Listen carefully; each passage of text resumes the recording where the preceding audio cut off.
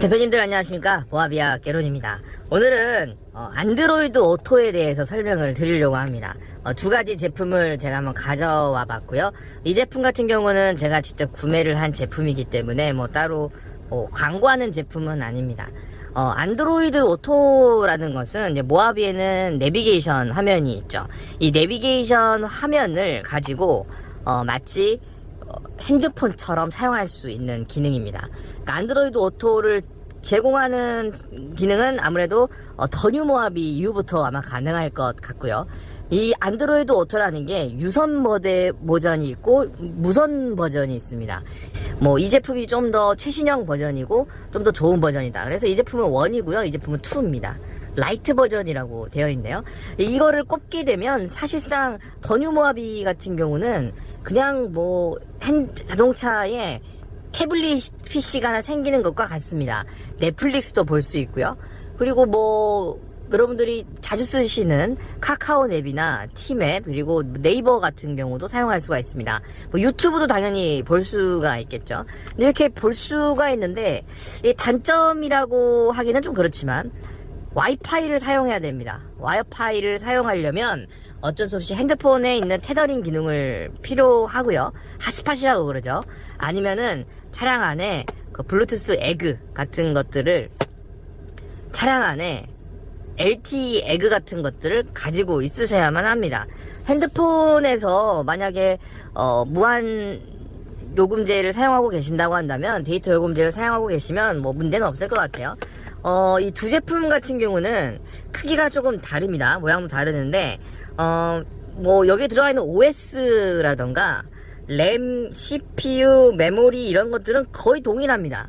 거의 동일한데 이 2가 아무래도 최적화가 좀 더 잘 된 것 같아요. 실제로 속도가 더 빠릅니다. 그리고 또 하나의 특징은 얘는 이렇게 멀티터치 기능이 좀 가능한 부분이 있더라고요. 그래서 이 제품이 좀 더 개선된 제품이어서 좀 좋지 않을까라고 생각을 하는데, 한번 제가 사용하는 방법 소개 한번 드려보도록 하겠습니다. 네, 이렇게 모아비 디스플레이 화면을 보게 되면 이 폰 프로젝션이라는 게 있습니다. 애플 카플레이 또는 안드로이드 오토 지원폰을 USB 케이블로 연결해 달라라고 되어 있는데, 이 화면이 내비게이션에 들어 있어야 됩니다. 이런 기능을 지원하는 사제 내비도 있겠지만 모아비 순정 같은 경우에는 이렇게 폰 프로젝션 기능이 있는 차량에 한해서만 안드로이드 오토를 사용할 수 있고요. 모아비 더마스터 같은 경우는 무선 안드로이드 오토를 지원하기 때문에 그거 같은 경우는 좀 더 나은 기술력으로 표현할 수 있지 않을까라고 생각이 듭니다. 이 제품 같은 경우가 이제 M스틱 1이었죠. 꼽을 수 있는 간단한 원리를 가지고 있었지만, 단점은 이게 지금 고정 형태이기 때문에 USB가 잘 꽂혀지지 않는 경우라고 한다면은 여기에 별도의 USB 어댑터를 사용을 했어야 됐고요. 좀 개선된 모델이 바로 이게 M스틱 라이트 2입니다.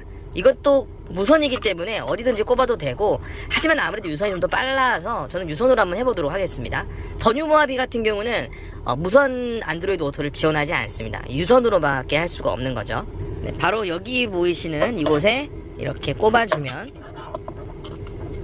유선으로 안드로이드 오토가 가능해집니다. 전원이 들어오게 되겠죠. 불이 들어오게 되고, 빨간색은 지금 연결을 하고 있다는 것을 의미하고요. 만약에 여기 있는 색깔이 파란색으로 바뀌면 그때는 연결이 된 겁니다. 보이시죠? 그리고 여기 옆에 있는 버튼을 누르면 유선과 무선으로 선택이 가능합니다.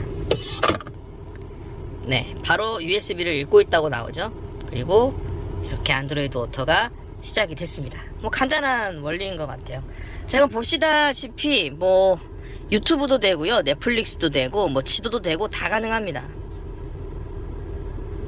다양한 것들을 할 수가 있는데 일단은 터치감이 굉장히 많이 개선이 됐고, 제가 아까 말씀드렸다시피 와이파이 기능이 제공이 돼야 됩니다. 그래서 와이파이를 꼭 연결을 해야만 가능하고요. 여러분들이 보고 싶어 하시는 넷플릭스 같은 것도 이거를 통해서 시작을 하게 되면 얼마든지 영화를 볼 수가 있습니다. 하지만 조금 아쉬운 점이라고 한다면 이 화면의 그 디스플레이 퀄리티를 뛰어넘을 수가 없습니다. 아무리 이 기계가 좋아진다고 하더라도 이 디스플레이의 그 성능을 뛰어넘을 수가 없기 때문에, 유튜브도 마찬가지죠.